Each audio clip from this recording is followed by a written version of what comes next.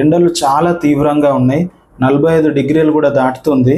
అందుకని నిజామాబాద్ పట్టణ ప్రజలు ముఖ్యంగా గమనించాల్సింది ఏంటంటే, మధ్యాహ్నం 12 గంటలు దాటితే సాయంత్రం 5 గంటల దాకా ఎవ్వరు కూడా ఎక్కువ ఎండలలో అస్సలు తిరగద్దు.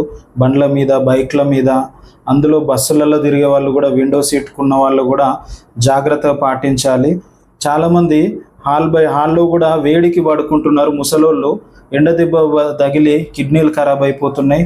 1 అవర్లో కూడా బీపీ మొత్తం డౌన్ అయిపోయి, సడన్గా బీపీ డౌన్ అయిపోయి అన్కాన్షియస్ అయి వచ్చేస్తున్నారు, స్పృహ కోల్పోయి వచ్చేస్తున్నారు, యూరిన్ ఆగిపోతుంది, కిడ్నీ ఖరాబ్ అయ్యి డయాలసిస్ దాకా పోతున్నారు కొద్దిమంది జనాలు. ప్రాణాపాయం జరుగుతుంది. ఎంతోమంది రోజుకు 5గురు అడ్మిట్ అవుతున్నారు ఎండ దెబ్బ వల్ల. అందులో ఎంతోమంది ఎస్పెషల్లీ చిన్నపిల్లలు, ముసలోళ్ళు తొందరగా సీరియస్ అయ్యే అవకాశం కూడా చాలా ఉంది. దీనికి సింపుల్ సొల్యూషన్ తోటి పోయేదానికి ప్రాణాల మీదకి పోకుండా అందరూ జాగ్రత్తగా పడాలని కోరుకుంటున్నాను. ముఖ్యంగా పాటించాల్సింది, షుగర్ ఉన్న వాళ్ళు తియ్యటి వస్తువులు కాకుండా మిగతా హైడ్రేషన్, వాటర్ ఎక్కువ తాగడము, కానీ తక్కువ షుగర్ ఉన్న వస్తువులు లైక్ మామూలు నిమ్మరసం తాగినా సరిపోతుంది. తీయగలేని మజ్జిగ తాగొచ్చు.